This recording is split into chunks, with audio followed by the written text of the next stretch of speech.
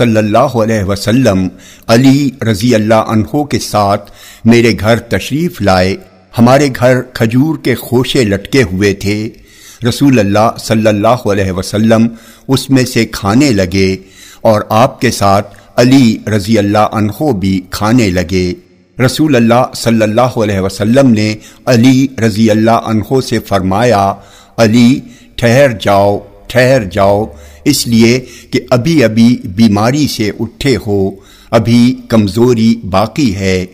منذر کہتی ہیں علی رضی اللہ عنہ بیٹھ گئے اور نبی اکرم صلی اللہ علیہ وسلم کھاتے رہے۔